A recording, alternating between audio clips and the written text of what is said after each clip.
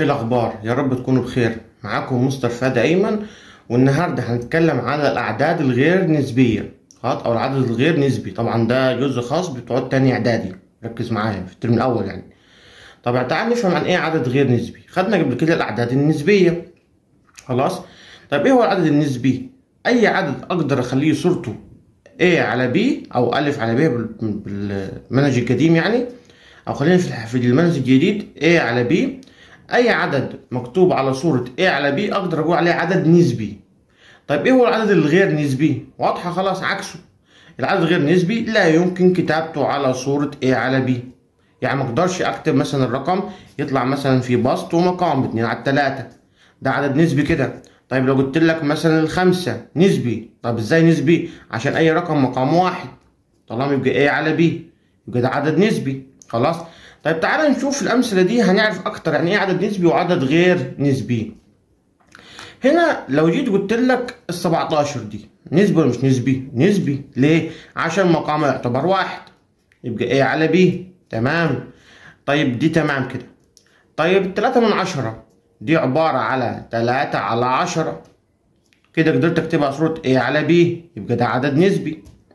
طيب 1 وتلتين، احنا هنا لو جينا رفعنا الكسر هنثبت المقام ايده في رجله زائد راسه. ايده في رجله 1/3 زائد راسه يديلك كام؟ 5. 1/3 زائد 2 يديلك 5. 5/3 صورة A على B يبقى عدد نسبي. تمام. طيب تعالى نشوف السؤال ده. سالب جذر 4، خلي بالك السالب هنا بره الجذر عادي، هينزل معانا بره عادي. جذر الأربعة لها جذر تربيعي ليها اللي هو كام؟ 2. طيب السالب 2 ده عدد نسبي ولا غير نسبي؟ نسبي. ليه؟ اقدر اخلي مقام واحد. خلاص، سالب 2 على 1 يبقى ده عدد نسبي. تمام. ركز معايا في اللي جايين.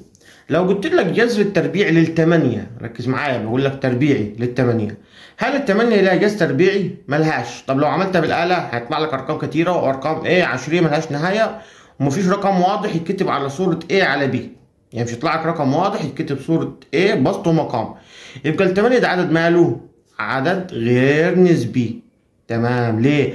عشان الرقم ما قدرتش اجيب له جذر اذا كان تربيع او تكعيبي زي السؤال ده. طيب دي لو كانت تكعيبي كانت هتنفع. ليه؟ الجذر التكعيبي للتمانية كام؟ 2، والاتنين عدد نسبي. خلاص؟ طيب هنا الجذر التكعيبي لل25، ال 25 دي جذر تربيعي لكن ملهاش تكعيبي. طالما ملهاش جذر تكعيبي يبقى دي كلها غير نسبي، ما اقدرش اكتبها على صورة A على B. خلاص، لو عملت بالآلة جرب كده هيطلع لك ارقام عشرية مش هتديك، حتى لو دوست على اس دي مش هيديلك صورة بسط ومقام. طيب ركز معايا في السؤال الحلو ده. بيقول لك جذر 5 زائد 1، هل ده نسبي ولا غير نسبي؟ هنا ما يخصنيش الواحد، انا هيخصني الجذر اللي عندي ده. هبص على الجذر، هل اقدر اجيب له جذر تربيعي ولا ما اقدرش؟ الخمسه ما اقدرش اجيب لها جذر تربيعي، يبقى الرقم كله غير نسبي.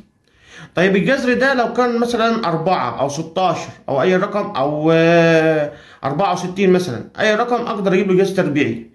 لو الرقم ده اقدر اجيب له جذر تربيعي يبقى العدد كله هيطلع نسبي. اما هنا الجذر 5 عدد غير نسبي، يبقى الرقم ده كله، خلي بالك ده كله رقم واحد، اللي هو جذر 5 زائد 1 يعتبر ده رقم واحد كده. خلاص، ده كده يعتبر عدد غير نسبي. تمام. يا ريت تبقى افدتكم، ويا ريت نعمل لايك ومتابعه للصفحه علشان نستمر في تقديم، بنقدم معلومات بسيطه مهمه طبعا ليك خالص حسب سنتك، يعني اذا كانت ابتدائي ولا اعدادي. فيا ريت نعمل متابعه ونهتم بالنشير يعني، ونهتم باللايك. وشكرا لكم.